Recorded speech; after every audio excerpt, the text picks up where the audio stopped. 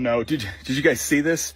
Yeah, apparently the planet is spinning way too fast. I mean, how are we supposed to do? Oh, wait, no. Now it's been slowing for 50 years. Well, how are we supposed to get the planet to spin correctly?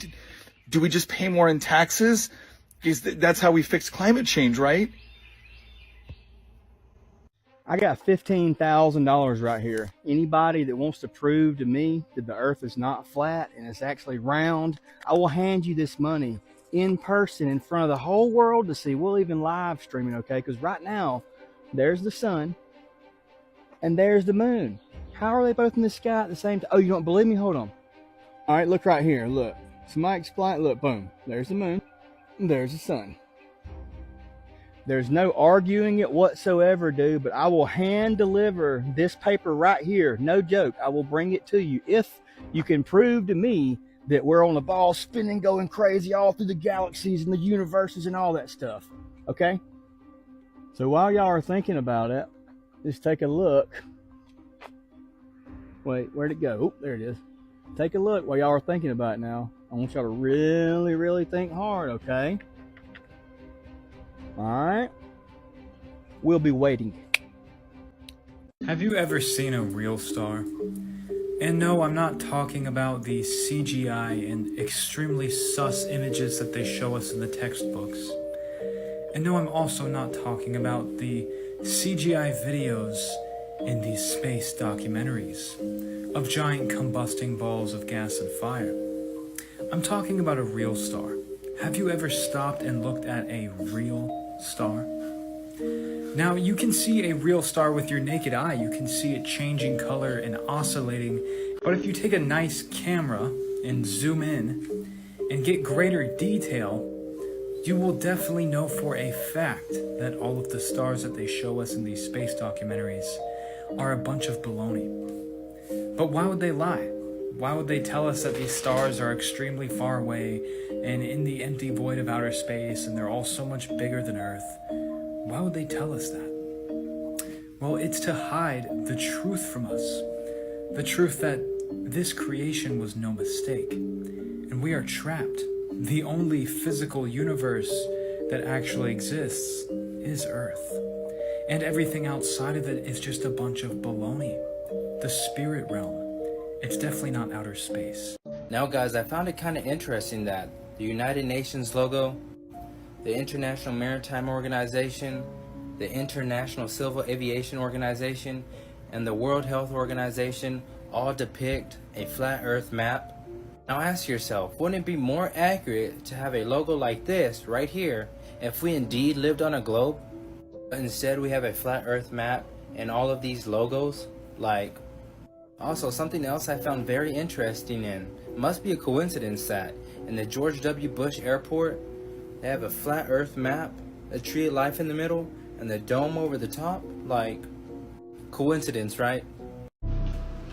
What's up, everybody? Flat Earth Surfer here. This comment, which I've had many of them, says, "Can you please provide footage or a picture of the full flat Earth?" For some reason, there's a bunch of, people in the world who seem to think that it's possible to take an image of the entire Earth. Why do they think that? Because they've been programmed into believing that it's possible because they've been showed images of the Earth in one image, and they fail to understand that that image is not real. Taking a picture of the entire Earth is impossible. Earth is flat. Does the Bible teach and say that the earth is flat? Well, that just may depend on your translation as well as your understanding of the original language and the figurative language of Scripture. And so here I am with the convicted, proclaimed to be heretic William Tyndale's 1537 edition Bible, and it says that translators commonly face persecution, imprisonment, and even, as in the case of the two men associated with the Matthew's Bible, execution. So my very own copy, inherited from my late father, 2 Samuel. Here it is, Flat Earth, chapter 11. Notice how it didn't say globe Earth. If you get triggered easy, this is not going to be the video for you.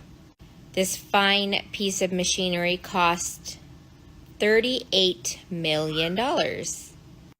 With some busted up beach chairs, PVC piping, some wires. This is just sad. Are you kidding me? Now we're going to put it into perspective what other cars are worth. So this is $38 million. But this guy down here, the Bugatti, it's $19 million. The Rolls Royce, $28. And this one down here. That's a lot of money. See the difference between these three right here and this up here? One of these things is not like the others. I don't have time to sit over here and sugarcoat things, so if you get your feelings hurt, I don't care. Would you believe me if I told you that we've been lied to about the entire model of our universe? From birth, we've been indoctrinated and told that the Earth is a giant spinning ball in outer space. But have you ever stopped and thought, how is water always finding and seeking level, no matter what container you put it in? No matter how large the container is, water always finds and seeks level, and it's called sea level, not sea curve. So when you're looking out onto the visual horizon, you're not seeing curvature, no matter how high you go. Architects, engineers, they never account for curvature. In fact, they use lasers across large bodies of water to determine how to build from there.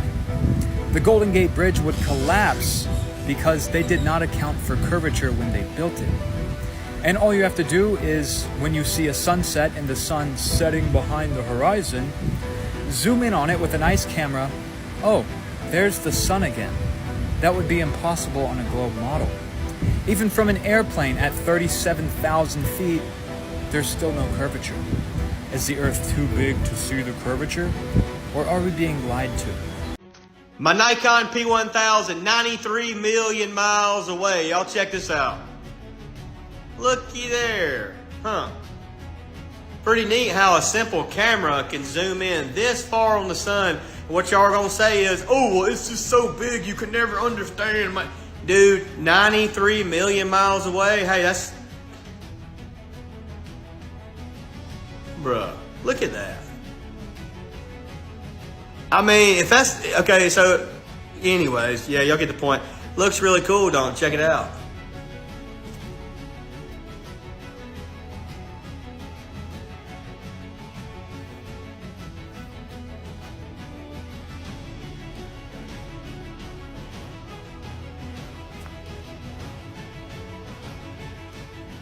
Dang. Looks like something under a microscope, don't it? That's that laser Nikon P1000 right there, son. Whoa, whoa. If the Earth is round, spherical, a globe, then why is it so flat and stationary?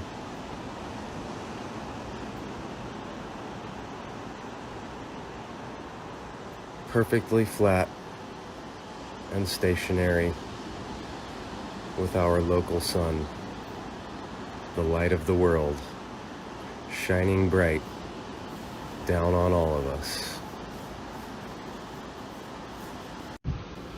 Why are there so many people who think that it's possible to get a picture or video or live stream of the entire flat Earth? Because of this image of what they think is the world. They've been shown this image millions of times throughout their lives, and they've been brainwashed into believing that this is real when it's not. It's either Photoshop, CGI, artist rendering, AI. It's not reality. This is not reality. The world is not a ball. It's observably flat. Flat is fact. The world is flat. All right, today we are going to talk about flight dynamics. This is a introduction class. Sit down, buckle up, and get ready. So, in this summary, we examine the flight dynamics of aircraft. But before we do that, we must examine some basic ideas necessary to explore the secrets of flight dynamics. I wonder what those secrets are.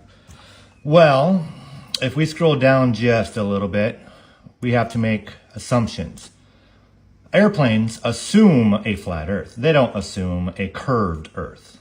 Earth's curvature is 0. There is a non-rotating Earth. No Coriolis accelerations and such are present, so there's no assumptions of a rotating Earth. That's interesting. Go over to Google.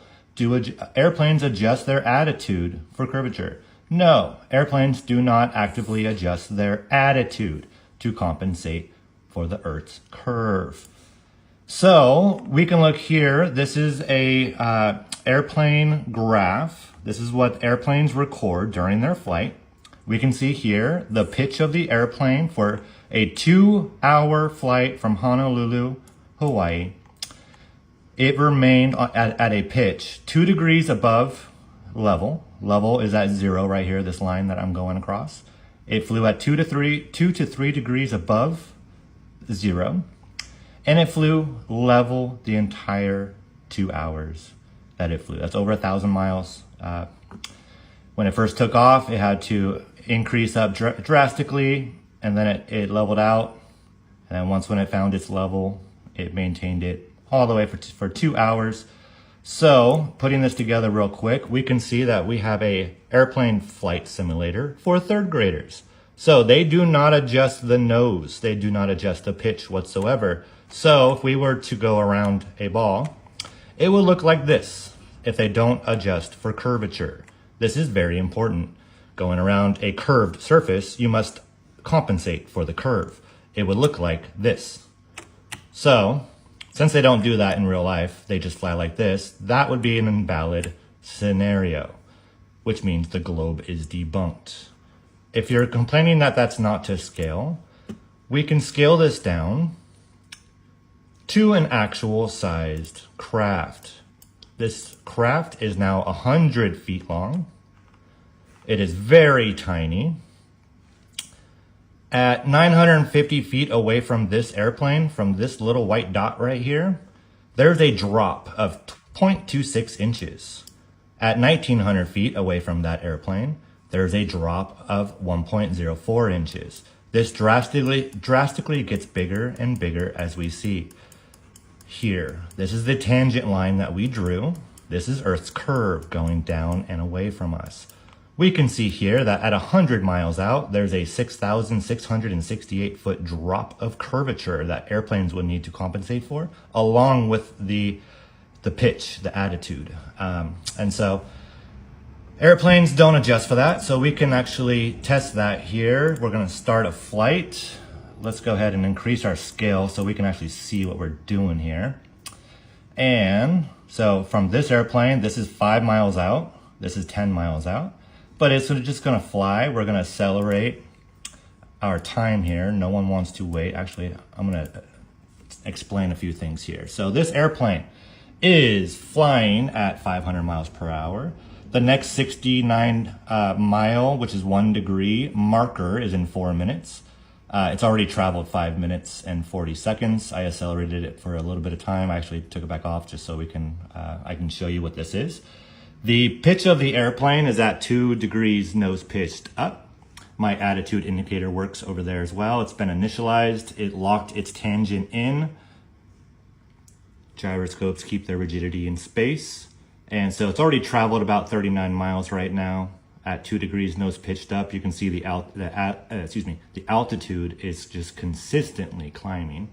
And so we're gonna go ahead and accelerate the time here. We're gonna maintain our throttle, because that's all they do, is they maintain at their altitude. That's all pilots will ever tell you what they do. They just maintain their altitude. So we're gonna maintain around 30,000 feet altitude. We're gonna watch the airplane. Just gonna be flying here over a curved surface. And I'm gonna maintain my altitude. Sorry, I wasn't paying attention there for a second. Okay, about 30,000 feet. And this is to scale, but minus the airplane being a little bit big for visibility purposes. I gotta maintain my altitude again, man. My throttle is just getting less and less because this curve is getting more and more.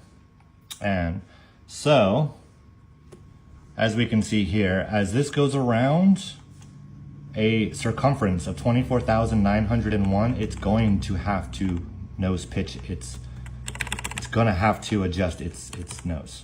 There's no ifs, ands, or buts about this. Airplanes, and if I do, I did actually, my bad. And so if I do, the attitude indicator will indicate that. And then it will be put up onto this graph saying, hey, it adjusted. But we don't have that. So as we fly here, oh wow, I'm just consistently flying off into space here. Wow. Let me try to lower my altitude. I was 30 miles in the sky there. Holy moly. Okay, so I'm lowering my altitude. This is pointing to the center of the Earth. I can change that as well with the other white lines if needed. I can also change my reference frame if we want to look at the Earth as the reference frame versus the airplane. The airplane is now looking really funny here. It's still at a 2 degrees nose pitched up. I can't fight gravity anymore, so it's just now flying off into space. That sucks. And we're not even 2,300 miles, 2,400 miles almost. I'm just flying off into space. I can't do anything anymore. It bypassed gravity and it's just going off. Globe debunked.